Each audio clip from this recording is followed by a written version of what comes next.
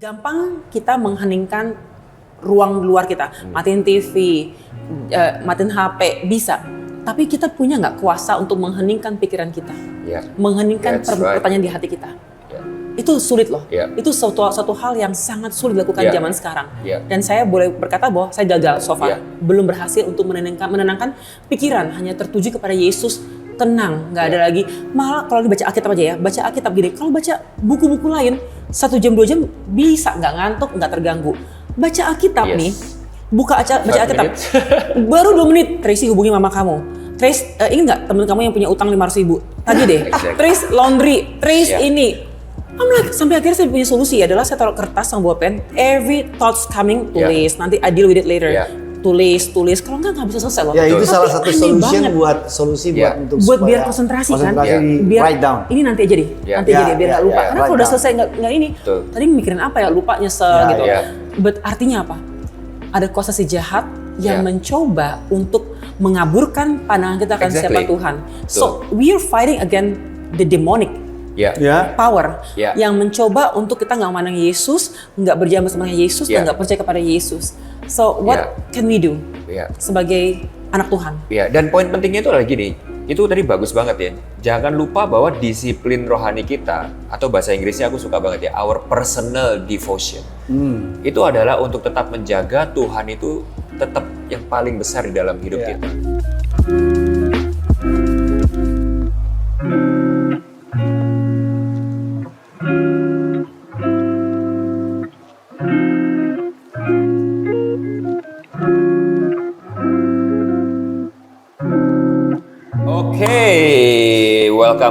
Welcome back, sahabat Bible and Coffee. Kita janji di episode kemarin bahwa kita akan ketemu lagi dengan episode yang hari ini, dan kita akan lanjutkan karena Tracy ada utang sebuah cerita. Jadi kita akan lanjutin pembicaraan yang kita di sebelum ini kita udah bicarakan dengan menurut aku pribadi sih sangat seru dan banyak banget hal-hal yang kita bicara itu menurut aku sangat bermanfaat, memberkatin aku secara pribadi. Nah, sekarang kita lanjut ke topik yang lebih dalam ya. Lebih dalam. Jadi kan kemarin kita bahas bahwa problem di dalam pelayanan itu burnout dan sebagainya itu ada 2 faktor biasanya. Ada non-spiritual factor. 2 sisi. Tapi juga ada yang spiritual factor gitu ya. Nah, kita itu bisa dua-duanya sekalian. Iya, bisa dua-duanya juga. Exactly. Combine. Dan problemnya kadang kita suka fokus sama yang satu, lupa sama yang lain gitu ya. Over spiritual atau under spiritual kita. Nah, hari ini kita udah bahas yang non spiritual mungkin ya di episode yang pertama. Nah, ya di episode yang kedua ini mungkin kita akan lebih dalam, kita akan bahas yang lebih spiritual, spiritual side. Nanti mungkin tadi kita udah janjian kan, kita akan sama-sama bagi pengalaman kita masing-masing gitu ya, karena kita semua pernah ngalamin burnout dan kenapa, why.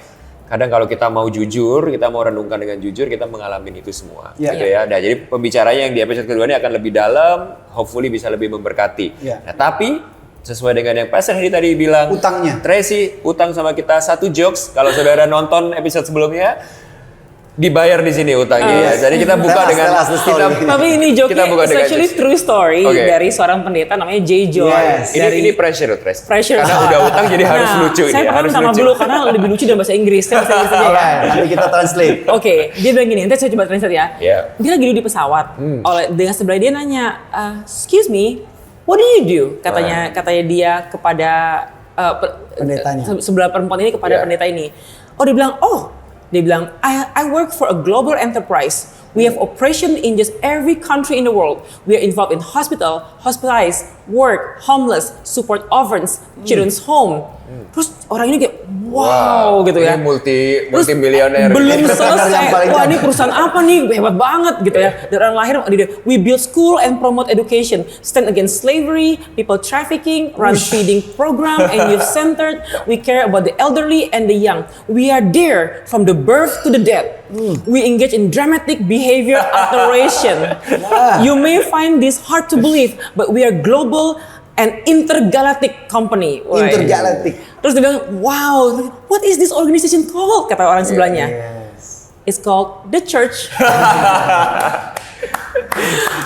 buat aku lucu sih. Semoga buat yang lain lucu juga ya. Cerita ini antara kita mau bangga atau kita mau ngenang apa itu, ketawain diri Kayaknya cerita ini cuma lucu buat yang ngalamin doang. buat ngalamin. Ya. You know when you know gitu ya. Mau dibantu translate boleh. Jadi dia bilang gini, dia ketemu sama orang, lucu banget. Aku bikin singkat aja ya. Dia ketemu sama orang yang nanya, kamu kerja apa sih? Kamu kerja Terus apa? dia bilang dia tuh kerja tuh dengan perusahaan yang global, yang internasional.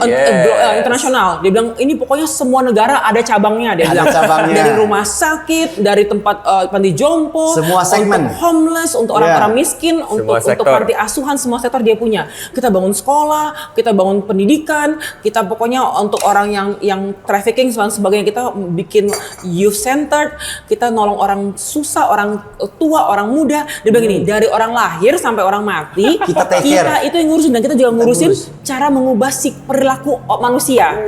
Dia bilang, dan tau nggak apa dia bilang, kita tuh adalah global dan intergalaksi. Antar galaksi. Terus orangnya penasaran, emang itu perusahaan apa sih? Perusahaan Hebat banget. apa? Gereja. I think it's true gitu. Maksudnya kita tuh bekerja untuk Tuhan ya. Dan kita tuh bekerja bos kita cuman Tuhan Yesus. Jadi kita tuh punya bos di dunia, senior pastor ataupun Ketua siapapun di sinode. sinode, di struktural dalam pelayanan kita. Tapi yang terutama yang melihat segala jeripaya kita, segala susah senang kita, semua detail yang kita lakukan adalah Bapa di surga, Allah Tritunggal yang kita sembah. Jadi kayak orang hanya menikmati khotbah 30 menit, 4 hari persiapannya, 10 tahun pengalamannya. Dan dia tuntut kita mesti khotbah bagus. Iya Kan? Tapi Tuhan lihat jeripaya kita dan itu juga mungkin suatu penghiburan bagi kita semua. Kita, ya. Bahwa kita punya direct boss, yaitu tuh Bapa di surga. Yes. Dan tapi juga Allah kita tahu bahwa kita adalah manusia yang rapuh. Dan you know what I really love about kerapuhan hidup manusia ya, kita semua rapuh. Walaupun kita kenal firman Tuhan, kita kerja langsung untuk Bapa di surga, untuk company dia bernama gereja. Tapi kita pun juga mengalami banyak kerapuhan hidup. Kita kalau kita nggak kuat ya kita akan menyerah di pelayanan ini. Banyak nggak gini. Waktu saya sekolah teologi, guru saya bilang gini, dosen saya bilang gini, kalian semua jadi pendeta. Kan satu jurusannya memang untuk pastoral ya. Dia bilang gini, tapi setiap tahun akan banyak orang mundur dari pelayanan. Dan at the end setelah 10 tahun dari 100% yang jadi pendeta, dia bilang paling banyak 10% yang tetap akan bekerja di pendeta. And I was so scared karena waktu itu saya udah yakin banget panggilan saya adalah menjadi pendeta. Terus saya berdoa bilang, aduh Tuhan semoga saya selesai ya 10 tahun. Puji Tuhan selesai 10 tahun, udah lebih dari 10 tahun.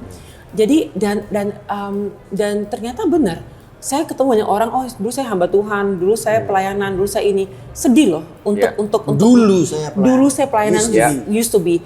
Tapi karena beban hidup, karena masalah sistem gereja, masalah finansial, masalah mental health, masalah dukungan, loneliness dan sebagainya, banyak faktor ya yang bikin banyak orang mundur. Nah sekarang kalau kita berbicara ya, sekarang kita tuh lagi krisis pendeta di dunia.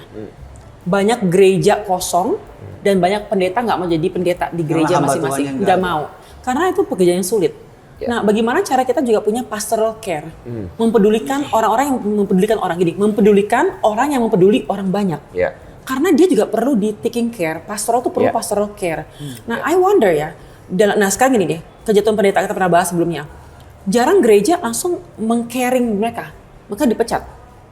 Nggak ada penggembalaan orang yang terluka, orang yang jatuh dalam dosa, orang yang depresi, orang yang sedang tawar hati. Nggak ada penggembalaan loh. Nggak ada rehabnya itu. Nggak ada rehabnya. Mereka once they tidak bisa menjalankan tugas mereka sebagai pendeta, mereka out from the system.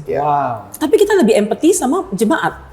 Ada penggembalaan untuk jemaat yang seperti yang alami oleh pendeta. Padahal pendeta juga jemaat sebenarnya. Sebenarnya. Nah ini satu hal yang pastoral care atau kepedulian akan pendeta, akan hamba Tuhan. Nggak pendeta ya, musician atau usher, apapun tugas kita dalam tubuh Kristus ini. Kita harus mengalami yang dijaga itu. Tapi you know what encouraging me the most adalah Ibrani 4 ayat 15. Sebab imam besar yang kita punya bukanlah imam besar yang tidak dapat turut merasakan kelemahan-kelemahan kita. Sebaliknya sama dengan kita, ia telah dicobai, hanya tidak berbuat dosa. Sebab itu marilah kita dengan penuh keberanian menghampiri tahta kasih karunia, supaya kita menerima rahmat dan menemukan kasih karunia untuk mendapatkan pertolongan kita pada waktunya. So we need to ask God to help us. we need us to ask, dan Yesus mengerti karena dia pernah merasakan hidup sebagai manusia, tapi tidak berdosa. So praise be to God ya. Jadi kalau Anda merasakan perasaan ini, apapun rasa yang kita sebutkan tadi, antara depresi atau burnout, tetaplah cari Tuhan sih. Dia mengerti dan dia peduli dan dia akan membawa pertolongan tepat pada waktunya, indah pada waktunya. Oke. Jadi seperti yang Tracy tadi bilang ya, di dunia sekarang ini lagi kekurangan pendeta. Jadi harapan kita lewat episode ini bukan menakut-nakuti Anda yang mau jadi pendeta, tapi untuk menyemangati Anda bahwa menjadi pendeta adalah panggilan yang indah. Dan sekalian juga mau kasih tahu, you are not alone. You are not alone. Oke, jadi kali ini kita akan bahas mungkin ya. Jadi di episode yang kedua ini mungkin I think better kita bahas why-nya. Kenapa? Dan dengan menjawab kenapa ini kita akan fokus ke what happened spiritually gitu ya. Lebih ke arah spiritual side-nya. Seringkali kita khususnya sebagai ministers di sini kan, Pastor Randy pelayan Tuhan, Tracy pelayan Tuhan, saya juga pelayan Tuhan. Seringkali kita itu gagal memanage kesibukan kita dengan baik, sehingga menyebabkan kita tuh seringkali jatuh ke dalam dia tuh masalah-masalah burnout, depresi dan sebagainya. Mungkin bisa kita sama-sama berbagi dari pengalaman kita masing-masing. Have you experienced that? Iya, betul. If you want to be honest, WHO itu pernah ngomong ini. World Health Organization pernah menemukan ada 3 hal menjadi pemicu yang bisa menyebabkan kita disappointed with life. Yang pertama dibilang wrong ekspektasi yang salah akan diri kita sendiri. Kita terlalu berharap terlalu banyak akan diri kita sendiri yang sebenarnya kita nggak di situ kapasitasnya, atau kita terlalu demanding kepada diri kita sendiri sehingga itu gagal, kita kecewa. Yang kedua adalah ekspektasi kita kepada orang lain. Kita berharap bos kita kayak gini atau jemaat kayak gini, tapi itu tidak terjadi, kita akhirnya mengalami kecewaan, akhirnya terluka. Yang ketiga adalah yang kita pikir orang lain harapin dari kita, yang belum tentu kenyataan. Dari 3 hal ini, pas saya analisa, jadi nanti saya analisa yang 4 tadi kan, tapi ini juga saya analisa melalui 3 hal ini, ternyata benar. Jadi contohnya, kita tuh kan, kalau orang lain kita nggak bisa mengubah orang lain. Atau saya merasa nih, ini kalau boleh dari pendeta ya, ini kalau saya belum analisa tiga-tiganya. Pertama, saya tuh berharap saya bisa punya buku, nulis buku. Sekarang belum, udah 15 tahun pelayanan belum. Saya tuh berharap saya punya kayak Yosia dari Sydney GBI, dia bilang, Trace, aku tuh bikin khotbah tuh setahun sebelumnya, udah selesai. 52 khotbah, udah selesai tahun sebelumnya. Ini tahun lalu dia cerita gitu. And I'm like, really? You make me feel bad and guilty about my baru seminggu sekali bikin khotbah gitu ya. Tapi kan itu kan sebuah inspirasi. Tapi karena orang lainnya hebat ceritanya tentang dia, hidupnya emang dia disiplinnya kayak gitu, saya jadi marah sama diri saya sendiri. Kok saya nggak kayak gitu sih? Kok saya lazy banget? Jadi comparing gitu. Comparison kan is the kill of joy ya, kata orang, merusak sukacita gitu. Tapi kan itu comparing yang holy loh, boleh loh. Ini kan orang hebat, disiplin banget dalam menciptakan suatu ritme yang tepat untuk persiapan. Yang I want to copy, kan kita juga belajar dari teladan orang lain kan. Kita terinspirasi dari orang lain. Ini latihan olahraga 3 kali seminggu atau 5 kali seminggu. Oh mau ikutan. Kita terinspirasi dari Tuhan dan dari orang lain gitu untuk memperbaiki diri. Tapi akhirnya saya marah pada diri saya sendiri. Kenapa saya nggak kayak gitu? Itu salah. Again, I was wrong. Yang kedua itu dengan orang lain. Let's suppose saya berharap leader saya kayak gini, atau saya berharap teman saya kayak gini, atau jemaat kayak gini. Akhirnya nggak terpenuhi, saya kecewa. Yang ketiga adalah saya pikir jemaat saya tuh berharap saya ngunjungi rumah masing-masing, atau saya harus ke rumah sakit tiap hari ngunjungin semua orang yang saya kenal atau nggak kenal sakit. Padahal nggak ada loh berharap kayak gitu. Saya juga mengerti lah kesibukan dan juga dunia zaman sekarang juga yang berbeda, ministrinya nggak kayak dulu gitu. Apalagi dengan jumlah jemaat yang banyak dan sebagainya, agak sulit untuk kita menghabiskan waktu segitu detailnya kepada mengurusi kehidupan orang lain gitu. Ini 3 hal tersebut. Ternyata kalau saya nggak menyadarkan diri saya sendiri, saya terluka karena orang lain atau terluka karena diri saya sendiri. Dan ini pemicu juga loh untuk kekecewaan yang membawa depresi. Dan hal-hal itu adalah hal-hal yang dalam ya. That's spiritual things. Gitu. Jadi kalau kita sebelumnya udah bahas yang non spiritual, ya kan, kita perlu liburan, kita perlu tidur, kita perlu istirahat, kita perlu olahraga. Itu mungkin kalau hal-hal itu dilakukan, masalah lainnya bisa hilang, kan gitu kan. Tapi kalau hal-hal yang ini, hal-hal yang dalam, hal-hal yang spiritual ini, itu mungkin kita bisa liburan, tapi nggak selesai masalah ini. Iya. Oh iya. Ada juga bilang gini, kalau anxiety, kalau burnout, liburan seneng bahagia. Kalau depresi, liburan masih depresi. Exactly. Jadi itu Jadi bukan mungkin solusi. kalau sekedar capek biasa, abis liburan kita pulang kita refresh Seger, ya. gitu ya. Tapi Kita kalau setelah depresi, kita olahraga iya. beres. Tapi ada hal-hal tuh yang kita setelah kita liburan masalahnya nggak beres. Hati kita masih belum. Jadi fisik kita istirahat, hati kita nggak istirahat. Fisik kita refresh, hati kita yang nggak Berarti refresh. kita mesti punya ability, kemampuan untuk memilah. Iya. Kalau ini fisik, secara fisik, Iya. jasmani ya kita selesaikan dengan yang tadi Iya. tidur dan segala macam. Tapi kalau ini spiritual, Iya. menyangkut hati atau mental, Ya. nah kita harus selesaikan dengan Iya. penanganan Makanya yang betul, tepat. makanya banyak orang perlu pertolongan. Iya. Dia tahu dia mungkin gini, dokter aja Yeah. nggak bisa operasi perutnya sendiri. Yes, Bisa. that's Dia right. dia dokter, dia ahli jantung nih. Dia lagi ada masalah sama jantungnya. Dia nggak bisa buka sendiri. Dia Yeah. tahu Yeah. buka orang punya jantung untuk perbaikin. Tapi pada saat dia mengalami luka tersebut atau masalah kesehatan tersebut, dia panggil teman expertnya, dokter, profesor ini tolong saya dong, buka saya. Yeah. Kita pun juga sama. Kita tuh jago loh, maaf ya, bukan sombong ya, Ci. Sombong dikit lah. Kita tuh jago untuk menangani masalahnya jemaat kita. Yes. Karena dengan jam terbang, dengan banyak baca buku konseling, baca buku pastoral, kita bisa taking care of them. Tapi pada saat kita terluka, kita nggak bisa mendiagnosa, bisa menghealing ourselves, kita perlu pertolongan. Jadi makanya I think nggak apa-apa loh sebagai hamba Tuhan kita perlu konselor yang lain. Mungkin jangan dari gereja kita. Kalau bisa orang kita nggak kenal, sehingga dia nggak bias. Iya. Dia nggak Ya, punya pre-opinion akan siapa kita, Betul. sampai dia netral dari awal menanyakan hal-hal yang dia perlu tahu untuk mencari tahu apa masalah kita. Dia bisa melihat lebih baik. Betul. Jadi it's okay untuk mencari psikolog Kristen Iya. atau konselor Kristen yang bukan dari gereja kita, yang bukan yang kita kenal, untuk mendiagnosa kita dengan tepat. I remember this one. Sorry, saya Nggak potong apa-apa, ya. please, I'm finished. Saya pernah ngobrol sama, itu sebenarnya teman-teman dari kecil. Dia bukan psikolog tapi dia sudah psikiatris, dokter ya. Iya. Terus dia berkecimpung dalam pelayanan gereja. Dan dia menemukan bahwa orang-orang di gereja itu, ini sudah mulai masuk spiritual nih. Jadi mereka penanganan orang-orang yang depresi atau stres atau burnout itu dengan cara spiritual. Padahal dari kacamata dia sebagai dokter, dia tahu persis ini adalah isu-isu dari mentalnya dia atau faktor kejiwaan.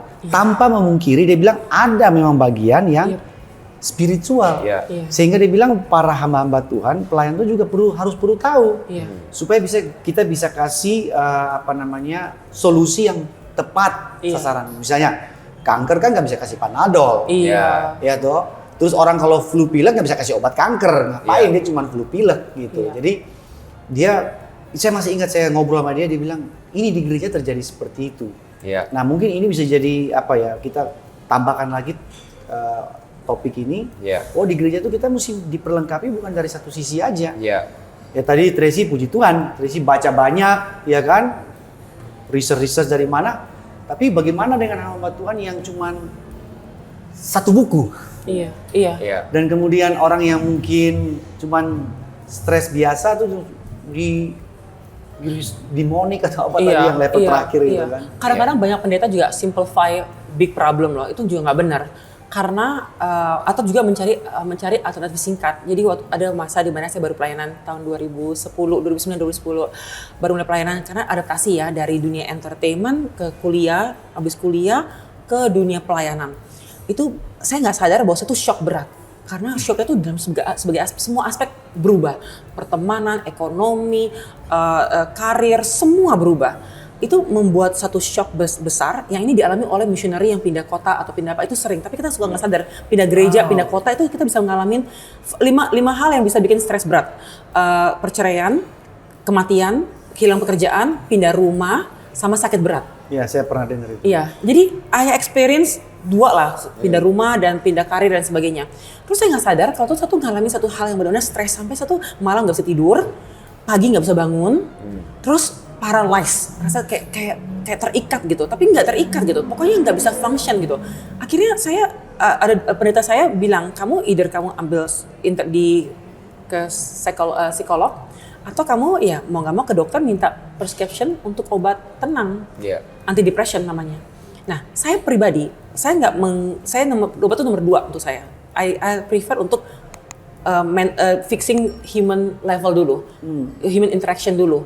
Nanti baru kalau itu nggak, baru dia dianalisa oleh dokter yang tepat, baru ambil obat. Obat nggak pernah menjadi solusi pertama buat saya pribadi. Jadi saya setahun penuh saya di-handle oleh Pak Sukirno Taryadi dari Jakarta. Dia gunakan Satir Family Therapy, which is very helpful.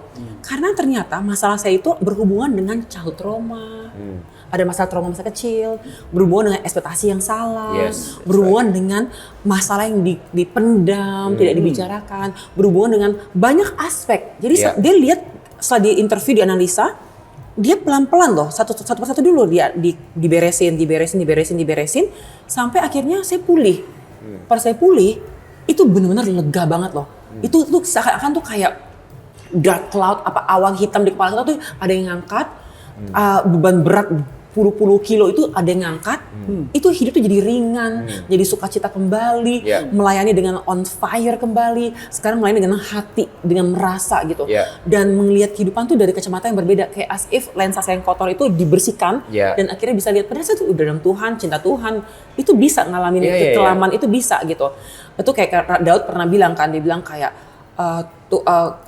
kegelapan temanku gitu kan, semua orang lah udah, padahal dia banyak teman gitu kan, kita bisa ngalamin hal tersebut. Nah, singkat cerita setelah konseling tersebut, akhirnya saya bisa menjalankan hidup dengan riang gembira tersebut. Nah, karena itu saya pikir wow, that counseling terapi itu berguna banget. Akhirnya saya ikutan, saya di training untuk menjadi konselor, sehingga my payback adalah saya yang dipulihkan oleh Tuhan melalui Pak Pendeta Sukirno Taryadi. Saya sekarang mau menolong banyak orang untuk memulihkan mereka juga, karena kadang-kadang masalah itu ada juga masalah yang benar-benar mental issue yang emang berhubungan dengan psikis, yang kayak orang cacat lahir, ada cacat karena jatuh gitu ya.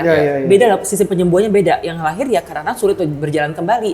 Tapi yang jatuh kan bisa disembuhkan dengan tulangnya dibenerin, dengan terapi dan sebagainya. Jadi tergantung ya. Kalau cacat mental ada juga yang psikopat atau bipolar ataupun yang lain-lainnya ya, kayak OCD, kepanikan, PTSD dan semua, ada yang bisa, ada yang nggak bisa, itu biar dokter yang analisa. Tapi kita perlu pertolongan. Nanti setelah kita sembuh, kita bisa membantu menolong orang lain yang sedang mengalami apa kita pernah alami. Hal yang sama. So it's liberating loh, untuk membebaskan kita untuk bisa tahu bahwa masalah itu nggak permanen kok. Jadi kalau spiritual issue itu adalah masalah-masalah yang dalam, yang kalau aku tuh boleh simpulin ya, itu cuman bisa Tuhan yang menyelesaikan ya. Jadi kalau tadi kan ada yang non spiritual kan, kita bisa liburan, kita bisa olahraga, kita bisa atur makan segala macam. Tapi kalau yang udah masalah spiritual itu sebenarnya udah kayak masalah-masalah yang ya kita perlu Tuhan, hanya Tuhan yang bisa. Tapi itu pun bukan berarti kita nggak perlu orang lain untuk bantu memfasilitasi kita.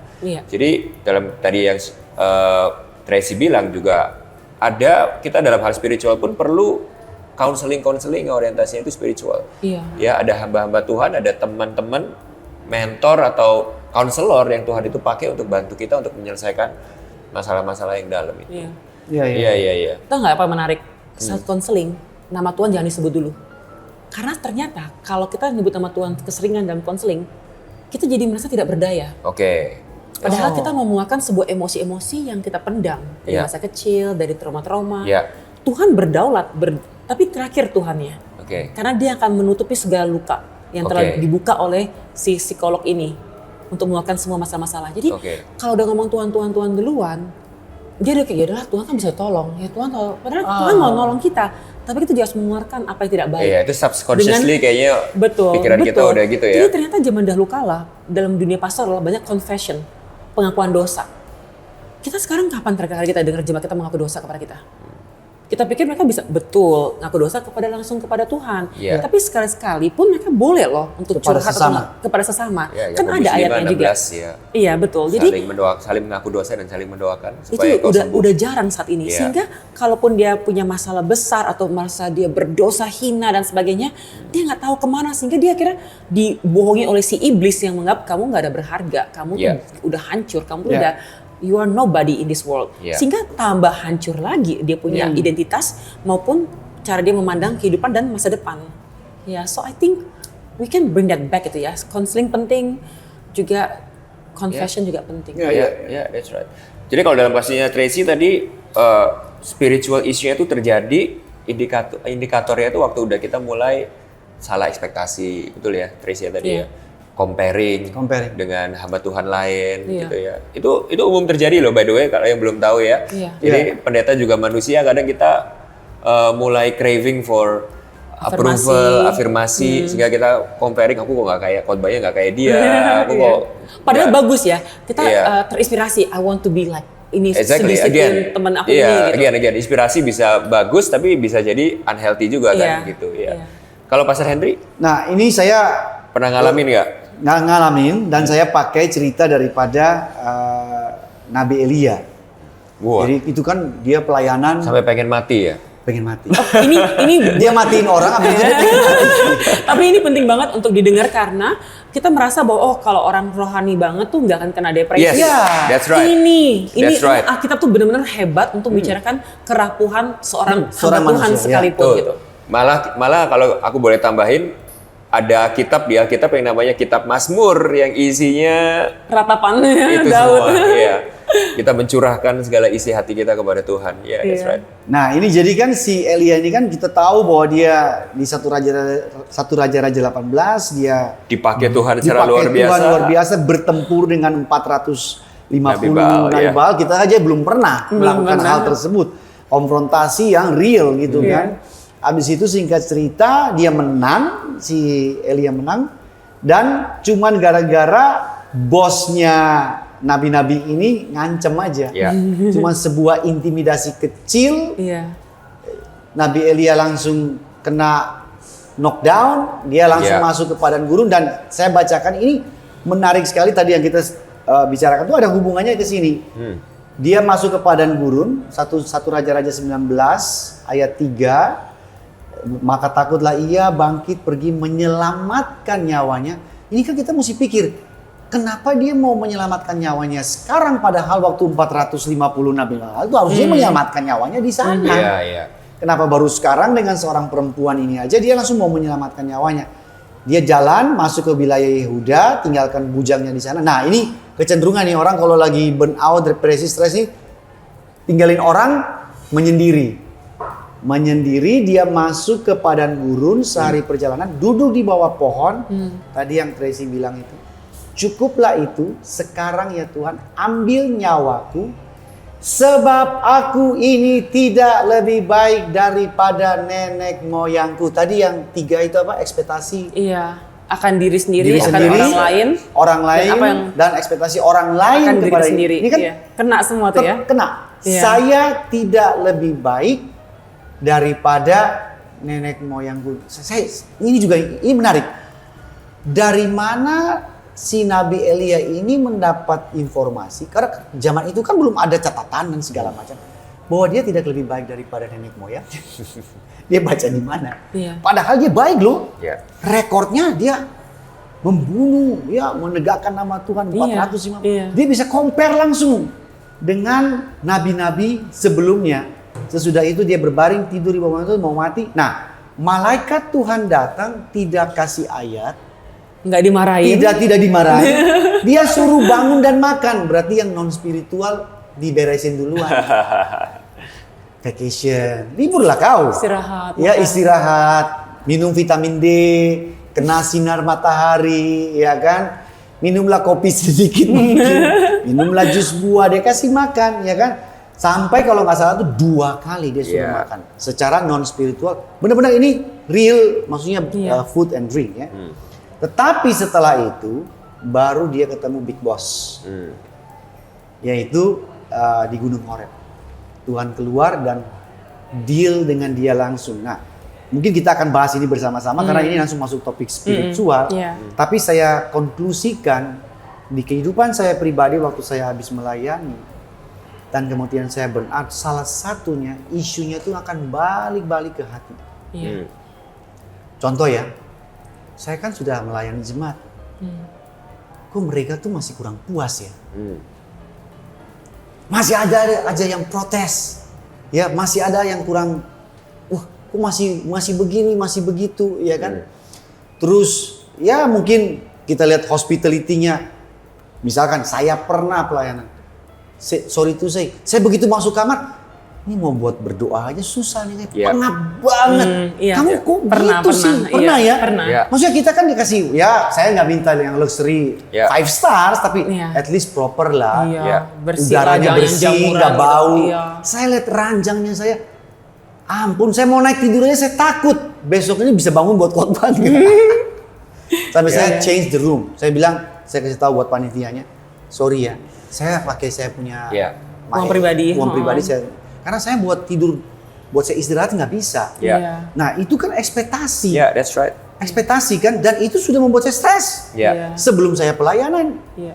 Ya, dan itu masalah hati saya punya ekspektasi, saya tuntut, Yeah. saya demand, walaupun memang betul dari sisi panitia itu mungkin tidak proper atau segala macam, tapi ditambah dengan demand tuntutan yang saya punya dalam hati, terus saya compare, kan hamba Tuhan itu 5 star, baru gini lagi nih compare-nya, khotbahnya dia juga nggak sebagus-bagus saya. Bener gak? Khotbah saya juga lebih bagus. Orang banyak tepokin saya kalau khotbah itu nggak sebagus-bagus. Tapi saya kok dapatnya kamar seperti ini Yeah. atau facility seperti ini. Nah, ini saya mau katakan bahwa memang ujung-ujungnya betul ada non-spiritual, ada spiritual, tapi yang non-spiritual ini juga kalau kita tarik jauh, dia akan jatuh ke hati. Yeah. Kenapa kitab Amsal itu bilang hati yang gembira adalah obat? Kenapa dia bilang hati yang gembira? Kenapa dia nggak bilang tubuh yang sehat? Ya kan? Healing atau vacation yang baik adalah Yeah. obat. Tapi dia langsung addressing to the Yeah. main issue, Yeah.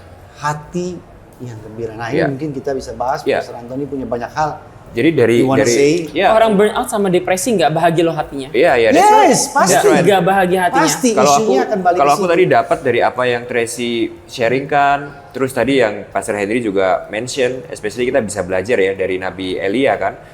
Jadi I think akarnya ya spiritual issue kita dalam urusan ini yaitu adalah pada waktu orientasi hati kita tuh yang utama bukan lagi Tuhan. Ya, Dan orientasi kita tuh lebih kepada keadaan. Iya.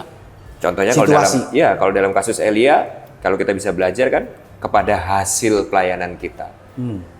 Kepada situasi, ekspektasi yang kita hadapi kok nggak sesuai dengan ekspektasi kita.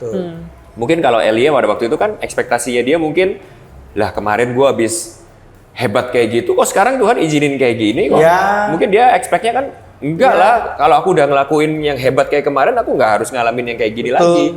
Gitu loh. Dan kita lihat bagaimana pada waktu orientasi hati kita tuh udah nggak fokus sama Tuhan, kita tuh bisa labilnya tuh parah banget loh. Benar, benar. Kayak Elia tuh labilnya kan parah banget ya. Istilahnya tuh kalau dalam pelayanan dia di tengah-tengah puncak Hype banget, kejayaannya. langsung drop banget. Tapi ini kita alami hari Senin loh. Pendeta hari Sabtu Minggu di gereja penuh orang, Senin di rumah sendirian. Iya. Makanya banyak pendeta menemukan bahwa jangan hari Sabat tuh hari Senin. Karena dari rame banget ke Terlalu Senin, drop, terlalu terlalu dropnya drop. terlalu radikal. Iya. Ambil hari lain deh kalau bisa slopnya Senin. terlalu dalam ya. Itu bisa dialamin karena Iya. kan sama kayak Elia dari rame banget Iya. nih Langsung tiba-tiba alone. 1 Raja 18, 19-nya langsung alone. Alone. Di padang gurun lagi, Iya. nggak ada teman, nggak ada cerita. Enggak, dia, That's dia ditemenin sama bujangnya tapi dia suruh Disuruh Iya, pergi kan pergi. bujangnya, iya. Iya. So maybe it's a good thing that jangan sendiri lah setelah Ya, jangan keramaiannya. sendiri, ya exactly. Tapi kadang gini ya, menurutku ya, kalau orientasi hati kita itu salah ya, kita bisa loh ngerasa sendiri di tengah-tengah keramaian dan segala sesuatu yang Tuhan itu sediakan. Iya, betul-betul. Aku tadi nangkepnya dari yang Pastor Henry sampaikan ya, even di tengah-tengah penyediaan, Elia udah kayak gitu, dan Tuhan itu masih baik dan menyediakan. Very dia. gracious. Masih very gracious, Elia masih nggak bisa lihat itu. Betul. Belum ya.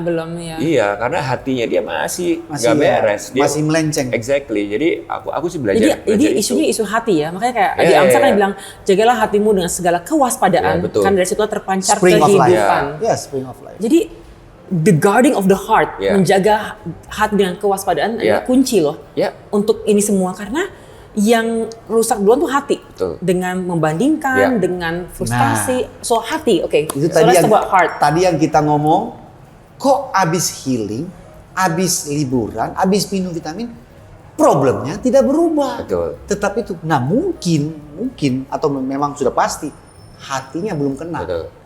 Iya. Jadi Ya. semua yang eksternal itu Ya. useless, nggak ada. Aku jadi ingat satu quote yang bagus banget ya. Nggak terlalu Kalau nggak efek. salah Nancy Guthrie ini yang tulis. Let me quickly Iya. find it. Tapi hati penting banget ya untuk kita menjaganya dengan sebaik-baiknya, karena dengan hatilah kita melayani Tuhan, dengan hatilah kita bisa melayani jemaat, dengan hatilah kita bisa menjaga keharmonisan hidup kita, dengan hatilah kita, makanya berhati-hatilah dengan hatimu gitu ya. Hati-hati dengan hati. Nah ini Nancy Guthrie bilang kayak please. gini. Nancy Guthrie by the way salah satu tokoh wanita yang aku kagumi setelah Tracy Trinita gitu kan. Nancy Guthrie bilang gini, aku bacain bahasa Inggrisnya dulu ya, aku bacain bahasa Inggrisnya dulu. Sometimes we wonder why we aren't happy, why we make sinful choices, why we feel distant from God. Often it's because we have small thoughts about God and magnified thoughts of ourselves, our wants, our rights, and our accomplishments. Jadi kalau aku boleh, mic drop. Ya kalau aku boleh terjemahin ya, kadang-kadang kita tuh suka bertanya-tanya gitu kan, kita suka mikir kenapa sih kita ini nggak happy, kenapa kita ini suka melakukan keputusan-keputusan yang salah, yang berdosa, kenapa kita sering ngerasa jauh daripada Tuhan? Itu karena kita lebih sering punya pikiran yang kecil tentang Tuhan dan punya pikiran yang besar, lebih besar tentang diri kita, keinginan kita, hak kita, dan pencapaian yang kita. Bukan Tuhan. Yang bukan Tuhan. Jadi I think what Nancy Guthrie is trying to say here itu adalah oftentimes problemnya itu terjadi karena ya Tuhan jadi kecil dan hal-hal lain itu jadi yang lebih besar di dalam hati kita. Benar sih. I think that's what happened. Atau bisa gini, kita mengecilkan dia dan kita membesarkan yang lain, ya kan? Sebenarnya dia udah besar, cuma kita mengecilkan dia di dalam pikiran kita. Betul. Jadi stres dan kita membesarkan yang schedule dan semua macamnya. Ya dalam kasusnya Elia kan aku juga heran juga ya, dia bisa sampai lupa loh bahwa Tuhan itu yang milih dia, Tuhan yang ngurapin dia, Tuhan yang memampukan dia, Tuhan yang nyertai dia. Itu yang tadi Pastor Tracy bilang, fragility of human. Begitu rapuhnya manusia. Jadi dalam kasusnya Elia kan jadinya dia yang jadi besar, Tuhannya jadi kecil, dia jadi lupa. Tapi kita ini masalah kita loh. Karena gini contohnya ya, waktu Yesus berjalan di atas air, kan ini ada 12 murid kayak kaget, hantu ya? Enggak, ini Tuhan Yesus. Terus one person, cuma satu orang bilang, si Petrus bilang, aku mau dong ikutan jalan gitu. Dan apa yang terjadi? Dia turun. Yesus bilang turun. Sampai marilah datanglah kepadaku kan. Dia jalan saat dia memandang Yesus, dia bisa jalan. Exactly. Tapi you realize kapan dia mulai jatuh? Saat dia menyadari sekelilingnya dia. So I think dan itu dia mulai jatuh kan mulai ini. Tapi gini, pertama di antara semua murid dia boleh bangga lah, I'm the only one yang pernah jalan di atas air. Jadi dia boleh bangga tuh ya. Walaupun gagal di tengah jalan, tapi itu pelajaran buat kita juga. Set your eyes upon Jesus. Pandanglah matamu ke arah Yesus. Karena kalau kita ke arah dunia, tadi kan dikatakan oleh Nancy ini, ke arah dunia, ke arah ekspektasi, ke arah semua apa-apa yang berhala-berhala atau apapun yang menyebabkan kita akan ragu akan Tuhan. So I think it's not easy loh untuk selalu menetap pada Yesus ya. Karena kita kalau lagi ngomong kayak gini kita on fire. Bisa-bisa nanti kita pulang juga mulai lihat masalah yang besar lagi dan sebagainya. Jadi apa? Disiplin rohani. Mendisiplinkan pikiran kita untuk tunduk. Karena gini, I don't think, gampang kita mengheningkan ruang luar kita. Matiin TV, matiin HP, bisa. Tapi kita punya nggak kuasa untuk mengheningkan pikiran kita? Mengheningkan pertanyaan di hati kita? Itu sulit loh. Itu satu hal yang sangat sulit dilakukan zaman sekarang. Dan saya boleh berkata bahwa saya gagal so far. Belum berhasil untuk menenangkan pikiran, hanya tertuju kepada Yesus, tenang, nggak ada lagi. Malah kalau dibaca Alkitab aja ya, baca Alkitab gini, kalau baca buku-buku lain 1 jam 2 jam bisa nggak ngantuk, nggak terganggu. Baca Alkitab nih, baca Alkitab, baru 2 menit, Tracy hubungi mama kamu. Trace, ini nggak temen kamu yang punya utang 500.000 tadi deh. Trace laundry, Trace ini. I'm like, sampai akhirnya saya punya solusi adalah saya taruh kertas sama bolpen. Every thoughts coming, tulis. Nanti I deal with it later. Tulis. Kalau nggak bisa selesai loh. Ya itu salah satu solusi buat biar konsentrasi kan. Biar write down. Ini nanti aja deh. Nanti aja deh biar nggak lupa. Karena kalau udah selesai nggak ini. Tadi mikirin apa ya, lupa, nyesel gitu. But artinya apa? Ada kuasa si jahat yang mencoba untuk mengaburkan pandangan kita akan siapa Tuhan. So we are fighting against the demonic power yang mencoba untuk kita nggak memandang Yesus, nggak berjalan bersama Yesus, dan nggak percaya kepada Yesus. So what can we do sebagai anak Tuhan? Dan poin pentingnya itu adalah gini, itu tadi bagus banget ya. Jangan lupa bahwa disiplin rohani kita, atau bahasa Inggrisnya aku suka banget ya, our personal devotion. Itu adalah untuk tetap menjaga Tuhan itu tetap yang paling besar di dalam hidup kita. Bertata tertinggi ya. Nah, buat kita hamba Tuhan, kita kan seringkali our personal devotion, disiplin rohani kita itu untuk persiapan pelayanan. Benar. Persiapan khotbah, persiapan pelayanan, untuk kita bisa melayani lebih bagus lagi. Nah, at the end of the day, tetap bukan Tuhan yang besar. Tetap pelayanan kita lebih besar daripada Tuhan. Gitu. Jadi mungkin itu poin yang bagus ya untuk kita simpulkan ya. Jadi kita tuh burn out, kita depres, pada waktu segala sesuatu yang lain itu lebih besar daripada Tuhan di dalam hati kita. Pelayanan kita lebih besar, penilaian jemaat lebih besar, pengakuan orang lain lebih besar, masalah kita lebih besar daripada Tuhan. Sekaligus mungkin kalau aku boleh tambahin gini, burnout dan depresi itu juga adalah salah satu indikator bahwa hal-hal lain itu sudah menjadi lebih besar daripada Tuhan di dalam hati kita. Jadi berarti ini alarm tubuh ya, alarm mental, alarm tubuh kayak hey, something spiritual wrong, alarm. something wrong. Yeah, Ini kayak detektor yang mengabarkan kepada kita, something is going to ruining you in the long term. Sesuatu akan merusak kamu dalam jangka panjang kalau kamu nggak beresin hari ini. Jadi ini seperti kayak wake up call, seperti warning aja buat kita untuk mengubah cara hidup kita. Aku jadi ingat ceritanya Marta.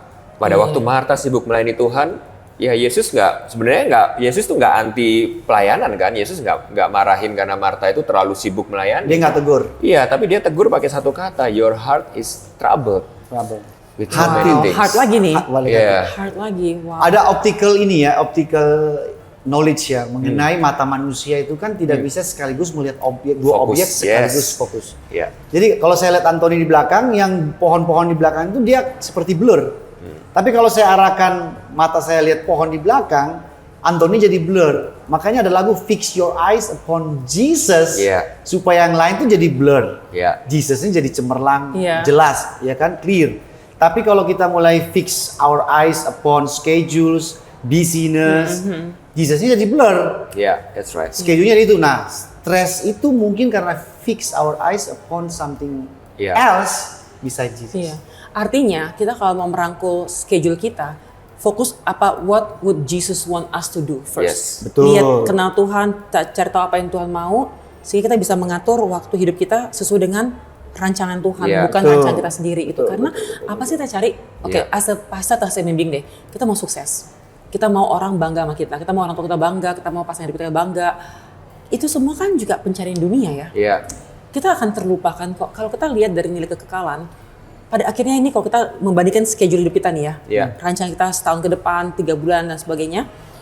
Kalau lihat dari kacamata eternity, kacamata keabadian, ini semua banyak nggak bernilai loh. Ini out, ini nggak penting. Tapi yang penting-penting tuh dikit banget sebenarnya. Jadi kalau kita mengatur hidup kita dari kacamata keabadian, sebenarnya ya hal duniawi nggak terlalu penting. Ini saya hubungkan ya, tadi Tracy bilang mengenai apa yang Tuhan Yesus mau kita lakukan. Waktu Elia setelah ketemu dengan big boss-nya, dengan Tuhan punya satu pertanyaan. Apa kerjamu di sini? What are you doing here? Wow. Terus yang konyolnya lagi, Elia menjawab 2 kali dengan jawaban yang sama. Saya kan sudah melakukan schedule, membunuh tuh para nabi-nabi. Tuhan tanya ulang, apa kerjamu? Jadi mungkin ya, saya nggak tahu. Ini apakah schedule-nya Elia sama apa yang Tuhan mau ini tidak tepat, sehingga kamu tuh merasa begini karena kamu you do by your own. Bukan ini lah. Tuhan habis itu baru setelah itu berikan dia punya misi yang baru. Kamu pergi urapi raja yang. Dan bahkan dalam cerita itu kan kalau kita lihat kan Tuhan datang ke Elia kan beberapa kali kan lewat gemuruh. Dengan bentuk yang berbeda-beda sampai angin sepoi-sepoi. Yang awalnya kan gemuruh. Ada api. Dan kehebatan dia nggak ada di situ. Tapi lucunya lah at the end of the day, the still small voice itu yang bisa menenangkan dia. It's amazing amazing Tidak datang dengan kehebatan yang kita tunggu-tunggu. Dia nggak ada. Tapi dalam kesederhanaan, angin sepoi-sepoi. Dia ada still voice itu dia datang baru dia tanya. Kalau kita kan suka gitu kan. Kita suka kayak Tuhan jawab aku atau bicara kepada aku dengan like the megaphone yang apa. Tapi mungkin penyelesaian yang itu kesibukan yang menuntut kita seperti itu, yang sesuatu yang megaphone, yang spektakuler, yang ribut. Nah itu maksudku. Jadi even dalam cerita ini pun kita sebagai hamba Tuhan diingatkan bahwa suara Tuhan itu seringkali kita cuma baru bisa dengar pada waktu kita ini being still. And speaking about megaphone ya. My favorite quote dalam bahasa Inggris aku hafal, bahasa Indonesia aku nggak hafal gini. God whisper, God whisper to us in our pleasure. God speak to us in our conscience, and God wake up us with His megaphone. God shout in our pain. It is His megaphone to arouse. To arouse a deaf world, a sleeping. A deaf world. Ya. Bahasa Indonesia aku bisa gini. Tuhan berbisik kepada kita dalam kesenangan kita. Tuhan berbicara dalam hati nurani kita, tetapi berteriak dalam rasa sakit kita. Itu adalah megafonnya Tuhan untuk membangunkan dunia yang tuli. Jadi kadang-kadang dalam kesusahan kita, dalam penderitaan kita, itulah cara Tuhan berbicara kepada kita untuk mengarahkan kita kepada arah yang benar dalam kehidupan kita. Jadi kalau lagi senang-senang kita mungkin nggak merasakan masalah, tapi dalam hal bicara pun kita nggak dengar Tuhan. Tapi bisa kita ngalamin depresi, anxiety, atau dalam mengalami kekecewaan hidup, mengalami kerapuan hidup, sakit, apapun bentuk sakit ya. Itu masa di mana sebenarnya Tuhan sedang membangunkan kita daripada kenyamanan kita akan dunia, ketulian kita akan suara Tuhan gitu. Sehingga poinnya adalah kesimpulannya Tuhannya berbicara. Tuhan berbicara, kita yang nggak dengar. Jadi He speak kayak tadi kan dia bicara dengan api. Kita pikir terus bicara dengan api atau dengan gempa bumi, dengan gunung yang goyang dan sebagainya. Tapi enggak, He speaks to us in His ways untuk kita bisa mengerti gitu. Kalau kasarannya, kalau aku boleh bilang, kita perlu doa-doa di mana di dalam doa itu bukan kita yang berbicara, tapi kita yang diam dan membiarkan Tuhan yang berbicara kepada kita. Tapi lebih tendensius kita dalam doa, kita yang banyak bicara. Exactly, especially kita para pengkhotbah dan pengajar. Kalau kita banyak bicara, ini pikiran logika saya. Kalau kita banyak bicara, sebenarnya itu buang-buang waktu karena Tuhan sudah tahu sebelum kita bicara. Tapi Tuhan juga mau kita kayak anak minta dia mau dengar. Tapi yang jadi problem utama kita adalah kita kan sulit untuk mendengarkan Dia karena kita terlalu banyak bicara. Kita kan mesti tapi belajar memperdalam. That's an interesting topic. Kita kayaknya next topic mesti bahas tentang doa juga sih. Kita ngebahas tentang doa, tapi singkat cerita ya. Lately di Bali, kita konteksnya di Bali ya. Banyak orang itu pergi ke tempat silent retreat. Oh iya, silent retreat, that's right. Dan di sana mereka nggak dengar apa-apa, diambil HP-nya 3 hari, 5 hari, seminggu nggak dengar apa-apa, nggak boleh ngobrol, meditasi. Terus saya bilang sama teman-teman saya, itu tuh Christian meditation dari awal kayak gitu. Jadi silent and solitude itu tuh dari zaman dahulu kala, tapi dihilangkan karena dengan Western religion lah, misalnya kayak Westernized Christianity itu dihilangkan karena merasa terlalu mystical Christian gitu. Nah, tapi itu penting banget karena gini, dalam silent adalah mengheningkan pikiran kita dan hati kita untuk tunduk kepada firman Tuhan. Solitude adalah ruang yang hening, yang lingkungan yang kita tidak memikirkan apapun selain fokus pada Tuhan gitu. Jadi silent and solitude itu penting banget dalam our Christian walk. Kapan sih terakhir kali kita mengheningkan pikiran kita dan hati kita dan ruangan kita untuk kayak just me and you God. Kan kita merindukan untuk dengar Tuhan. Tapi kita ngoceh terus ke Tuhan. Tapi kita nggak mengizinkan Tuhan untuk berbicara kepada kita.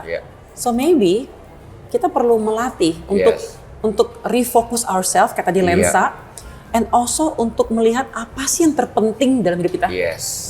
Dan sehingga yang nggak penting kita hilangkan, cancel aja semuanya. Nggak penting jangan menambah-nambahkan schedule kita dengan hal yang nggak penting sampai kita akhirnya letih dengan begitu banyak beban hidup yang harusnya nggak perlu kita pikul. Itu kayak lagu himne itu ya. Yang mana? Turn your eyes upon Jesus. And the things on earth will go strangely dim. Jadi blur. Pada waktu kita melihat Yesus dan hal-hal lain yang mungkin sudah mengkonsumsi hati kita, mengoverwhelm kita lama-lama, kita izinkan itu untuk menjadi lebih kecil daripada. Nah ini berarti pengelolaan waktu penting. Tapi yang lebih penting lagi pengelolaan hati. Dengan cara dengerin suaranya dia, instruksinya dia, dan belajar hidup yang tidak terburu-buru dari Tuhan Yesus kita. Belajar terburu-buru dan always jadikan sebuah habit untuk kita find silence and solitude. Di mana kita bisa kembali lagi membuat Yesus itu menjadi yang paling besar. Terbesar, di dalam termulia, pandangan hati kita. Betul. We come to a conclusion, I think. Can I also say this ayat sure, untuk kita penting banget ya. Sure. Filipi 4:6-7.